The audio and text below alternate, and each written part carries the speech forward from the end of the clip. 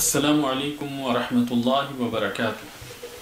الحمدللہ رب العالمین والصلاة والسلام علی اشرف الانبیاء والمرسلین نبینا محمد وعلی آلہ وصحبہ اجمعین ومن تبعہم بإحسان الی یوم الدین۔ محترم سامعین اور ناظرین، الحدیث السادس والعشرون، حدیث نمبر 26۔ عن ابی ہریرہ رضی اللہ عنہ قال قال رسول اللہ صلی اللہ علیہ وسلم کل سلامہ من الناس علیہ صدقہ کل یوم تطلع فیہ الشمس۔ ابو ہریرہ رضی اللہ تعالیٰ عنہ سے روایت ہے کہ رسول اللہ صلی اللہ علیہ وسلم نے فرمایا، ہر دن جس میں سورج نکلتا ہے انسان کے ہر جوڑ کے اوپر صدقہ لازم آتا ہے۔ تعدل بین اثنین صدقہ، تمہارا دو لوگوں کے بیچ عدل و انصاف کر دینا صدقہ ہے۔ وتعین الرجل فی دابتہ فتحملہ علیہا او ترفع له علیہا متاعہ صدقہ، تمہارا کسی شخص کو اس کی سواری پر بٹھا دینا صدقہ ہے، یا اس کی سواری پہ سامان اٹھا دینا صدقہ ہے۔ والکلمۃ الطیبۃ صدقہ، اور اچھی بات کہنا صدقہ ہے۔ وبکل خطوۃ تمشیھا الی الصلاۃ صدقہ، اور ہر قدم کے بدلے جس سے تم مسجد کی طرف چل کر جاتے ہو صدقہ ہے۔ وتمیت العدی عن الطریق صدقہ، اور راستے سے جو تکلیف دہ چیز ہے اسے ہٹا دینا صدقہ ہے۔ رواہ البخاری و مسلم، اس حدیث کو امام بخاری اور امام مسلم نے روایت کیا ہے۔ اس حدیث کے اندر کئی ایک مسائل ہیں۔ سب سے پہلی چیز کہ نبی کریم صلی اللہ علیہ وسلم نے فرمایا کل سلامہ من الناس علیہ صدقہ کل یوم تطلع فیہ الشمس، یہاں پہ سلامہ سے مراد جوڑ ہے، اور انسان کے جسم کے اندر 360 جوڑ ہیں، جیسا کہ اس کی وضاحت صحیح مسلم کی ایک روایت میں عائشہ رضی اللہ تعالی عنہ سے جو مروی ہے اس کے اندر موجود ہے، حدیث نمبر 1007 ہے۔ پھر آپ صلی اللہ علیہ وسلم نے فرمایا کہ ہر دن جس میں سورج طلوع ہوتا ہے انسان کے ہر جوڑ کے اوپر صدقہ لازم ہے۔ اور اس کے بعد آپ صلی اللہ علیہ وسلم نے اس کی مثالیں دیں کہ جن چیزوں کے ذریعے سے بندہ صدقہ کر سکتا ہے۔ چنانچہ آپ صلی اللہ علیہ وسلم نے جو مثالیں دیں ان میں کچھ کا تعلق انسان کے افعال سے ہے اور کچھ کا تعلق اس کے اقوال سے ہے، یعنی کچھ چیزیں کرنے والی ہیں اور کچھ چیزیں کہنے والی ہیں، اور ان میں سے بھی کچھ چیزیں ایسی ہیں جو کہ انسان کی اپنی ذات تک محدود ہے، اور کچھ چیزیں ایسی ہیں جن کے فائدے دوسروں تک پہنچنے والی ہیں۔ اور مسلم شریف کی حدیث کے اندر آیا ہے کہ نبی کریم صلی اللہ علیہ وسلم نے فرمایا وَتُجْزِئُ مِنْ ذَلِكَ رَكَعَتَانِ يَرْكَعُهُمَا مِنَ الضُّحَىٰ، کہ یہ جو انسان کے جسم کے اوپر ہر جوڑ کے بدلے جو صدقہ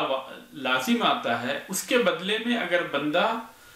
چاشت کی 2 رکعت نماز پڑھ لیتا ہے تو اس کے ہر جوڑ کی طرف سے صدقے کی ادائیگی ہو جاتی ہے۔ اور ایسا اس لیے کہ جب انسان نماز پڑھتا ہے 2 رکعت نماز پڑھتا ہے تو نماز پڑھتے ہوئے اس کے ہر جوڑ کی طرف سے حرکت ہوتی ہے، اور اس طریقے سے اللہ تبارک و تعالیٰ اس 2 رکعت نماز کو اس کے ہر جوڑ کی طرف سے صدقہ بنا دیتا ہے، تو اس کے ذریعے سے وہ اپنے آپ کو اس دن جہنم کے آگ سے آزاد کر لیتا ہے۔ اس کے بعد میں نبی کریم صلی اللہ علیہ وسلم نے جو یہ مثال دی کہ یعنی اس میں کچھ قولی ہیں، کچھ قولی چیزیں ہیں، کچھ فعلی چیزیں ہیں، ان سب کے بارے میں نبی کریم صلی اللہ علیہ وسلم نے فرمایا کہ یہ صدقہ ہے۔ اور جو مثالیں آپ صلی اللہ علیہ وسلم نے دیں ان مثالوں کے اندر ہی یعنی صدقہ محدود نہیں ہے، بلکہ ان کے علاوہ بھی بہت ساری چیزیں ہیں جن کے ذریعے سے بندہ جو ہے اجر و ثواب حاصل کر سکتا ہے، اور ان کو کر کے اپنے آپ کو جہنم کی آگ سے آزاد کر سکتا ہے۔ ان میں جو آپ صلی اللہ علیہ وسلم نے مثال دی اس کے اندر عدل کی بات کہی گئی، تو دو لوگوں کے درمیان حکم کرتے ہوئے، فیصلہ کرتے ہوئے دو لوگوں کے درمیان عدل کرنا، یا دو لوگوں کے درمیان جن کے اندر اختلاف ہوں ان کے درمیان صلح کر دینا عدل کے ساتھ، یہ بھی صدقہ ہے، اور اس کا تعلق جو ہے قول سے ہے، زبانی باتوں سے ہے، جو کہ جس کا فائدہ دوسروں تک پہنچ رہا ہے۔ اسی طریقے سے کسی بندے کی مدد کر دینا سواری پہ بٹھانے کے لیے، یا اس کا سامان جو ہے اس کی سواری پہ اٹھا کر دے دینا، یہ بھی جو ہے عملی صدقہ ہے جس کا فائدہ دوسروں تک پہنچ رہا ہے۔ اور نبی کریم صلی اللہ علیہ وسلم نے جو یہ بات کہی وَالْكَلِمَةُ الطَّيِّبَةُ صَدَقَةٌ، اچھی بات کہنا بھی صدقہ ہے، تو اس کے اندر یعنی ذکر و اذکار، دعائیں، قراءت اور پڑھنا، تعلیم دینا، بھلائی کا حکم دینا، برائی سے روکنا، اور اس کے علاوہ اور بھی بہت ساری چیزیں ہیں جو کہ اس کے تحت آ سکتی ہیں۔ اور ان باتوں میں سے جو ہے یہ قولی جو عبادت ہے، قولی باتیں جو ہیں، ان میں سے کچھ چیزیں ایسی ہیں جن کا فائدہ جو ہے بندے کے نفس تک محدود ہے، اور کچھ کا فائدہ جو ہے دوسرے لوگوں تک بھی پہنچ رہا ہے۔ اسی طریقے سے بندہ جب مسجد کی طرف چلتے ہوئے جاتا ہے تو یہ بھی صدقہ ہے، اور ہر قدم کے بدلے اس کو ثواب حاصل ہوتا ہے جس کا فائدہ اسے خود اس کے نفس کو حاصل ہو رہا ہے۔ اور اسی طریقے سے جو ہے راستے سے تکلیف دہ چیز کو ہٹا دینا، چاہے کانٹا ہو یا پتھر ہو یا شیشہ ہو، تو اس کو ہٹا دینا یہ بھی صدقہ ہے، اور اس کا فائدہ جو ہے دوسرے لوگوں کو بھی حاصل ہو رہا ہے۔ تو اس طریقے سے جو ہے نبی کریم صلی اللہ علیہ وسلم نے جو اعمال بتائے ان میں سے کچھ چیزیں جو ہے قولی ہیں، کچھ چیزیں فعلی ہیں، کچھ کہنے والی ہیں، کچھ کرنے والی ہیں، کچھ کے فائدے جو ہے صرف انسان کی ذات تک محدود ہے، اور کچھ کے فائدے جو ہیں جو عام لوگوں کو بھی حاصل ہو رہے ہیں۔ اس حدیث سے جو فائدے ہمیں حاصل ہو رہے ہیں ان میں سے پہلی چیز تو یہ ہے کہ ہر دن ہر بندے کے ہر جوڑ کے اوپر صدقہ لازم ہے، اور آپ صلی اللہ علیہ وسلم نے اس صدقے کے لیے کچھ مثالیں دی جن کا فائدہ یعنی جن میں سے کچھ کا فائدہ بندے کی ذات تک محدود ہے، اور کچھ کا فائدہ جو ہے عام لوگوں تک بھی پہنچ رہا ہے۔ اور انہی میں سے آپ صلی اللہ علیہ وسلم نے یہ مثال دی کہ دو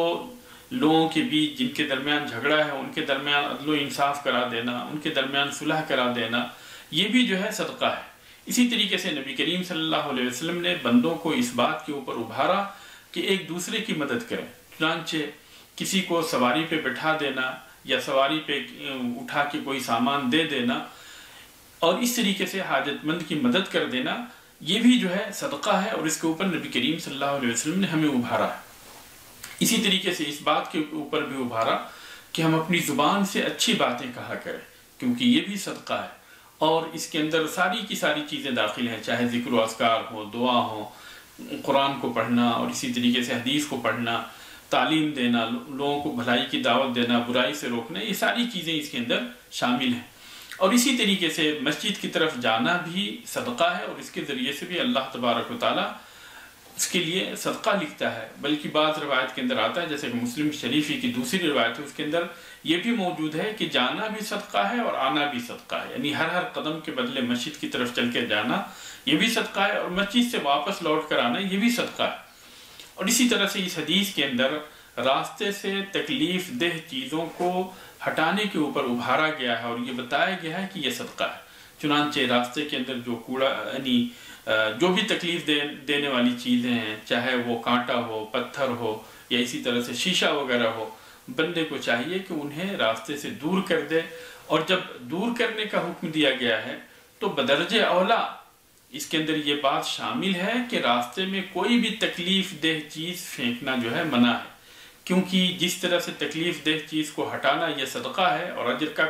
کام ہے، ثواب کا کام ہے، اسی طرح سے راستے میں تکلیف دہ چیز کو پھینکنا